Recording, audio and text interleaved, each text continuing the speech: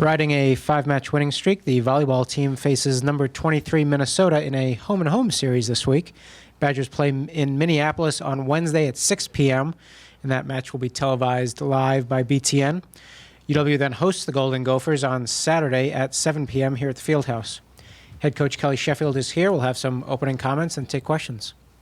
Well, first of all, I'd like to extend a congratulations to Coach Kelly and U.S. national team for winning the World Championship yesterday. That's a lot of people are real proud of the fact that they were able to pull that off. We've got Minnesota coming up this week, and it's kind of an unusual setup here, something I'm not familiar with, of playing them twice in 1 week. And so, you know, we hit the road, we play them, and then turn our attention back to them at our place. And so, you know, it's sometimes usually you've got two different opponents that you're focusing on throughout the week, and this week it's all about the Gophers. So we're excited about that. They're a really talented team. It's a place that we've had a difficult time going and winning and playing well at their place. So we're excited about that challenge. Talk about the schedule-making process that set this up, and how do you feel about playing anybody twice within a few days?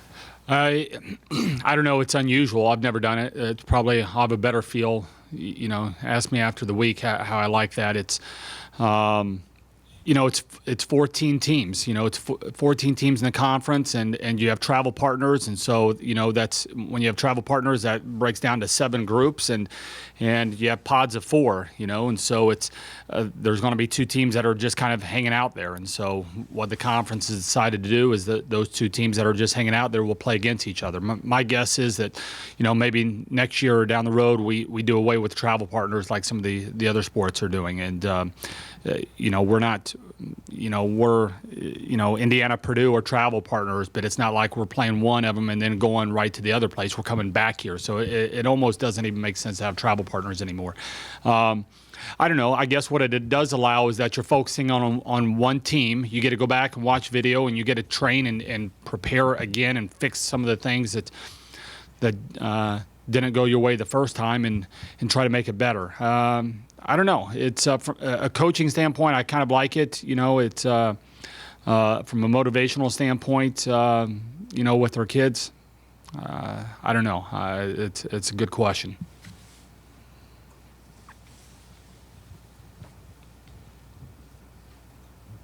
The conference in general, it's always been a competitive.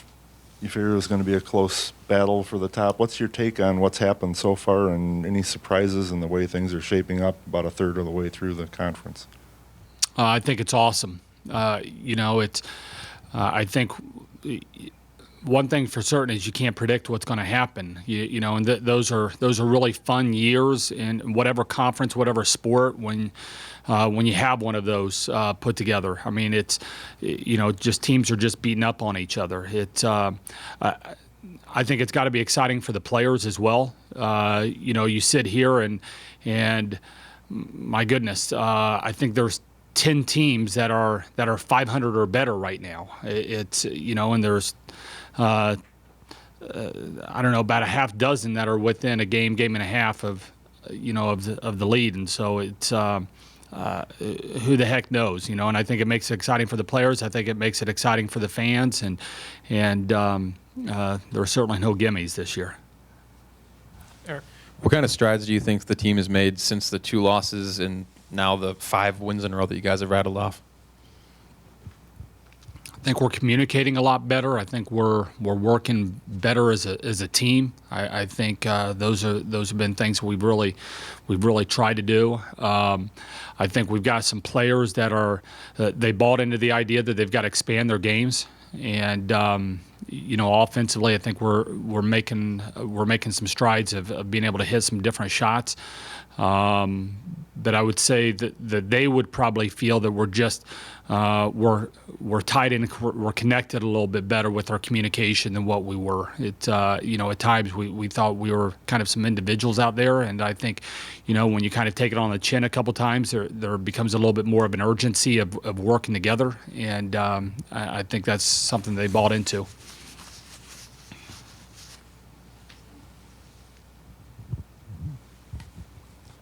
Minnesota specific, what is your observation of them, and what do you have to do to beat them twice in a few days? What's their strength, and where can you attack them? Well, they've changed their lineup quite a few times. I think they've got some young kids that they've tried to figure out how to incorporate them. They seem to be a little bit more. They have some things figured out. Santana on the outside she's one of the great 6 rotation players in our league, and Woolheit's the other outside she's had some matches where she just absolutely blown up and done some great things. Their middles, they've got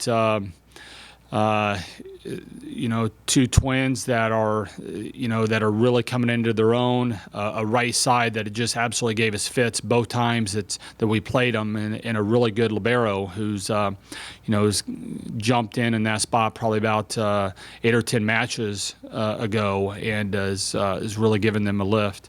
They're young, they're getting better. Is a team that I'm seeing. Their serving's getting better, their passing's getting better, their system play is really, really good. It's a team that's a lot better than what the record is, and obviously very well coached. So we're gonna have it should be what it should be. 2 unbelievable matches is what I would guess. Eric. About a month ago, you joked that this team had some anger management issues about how last year had ended. A month later, where is the team's psyche in terms of that motivation or that fire or whatever you want to call it? I think we're starting to develop our own identity on this season. I think I think they're understanding this is a work in progress, and so. I think they've done a really good job the past few weeks of coming in ready to work. Last week we had a really hard week of practice. They came in tuned in with that, and the things we worked on in practice, I think they tried to execute those in the matches. There's really no talk about last year. You haven't heard that at all. I think what they're excited about is they're excited about what is going on in this conference. I mean, they're paying attention. They know what's going on with some other matches, and I think they're not looking at it as. I think they're looking at it as, man, this is cool that we get to be a part of something where people are just beating up on each other. They're players that like the challenges, and I think there's excitement. And I think that excitement is growing as we're going through the season. In college football, the SEC has the reputation for being the top conference in terms of most elite talent. They beat up on each other, just like you just said about the Big Ten. Do you feel like the Big Ten in volleyball is much like the SEC in college football? I think it's tougher. You look at the number of top 25 teams last year that we had in our conference. It was more than what the SEC had in football.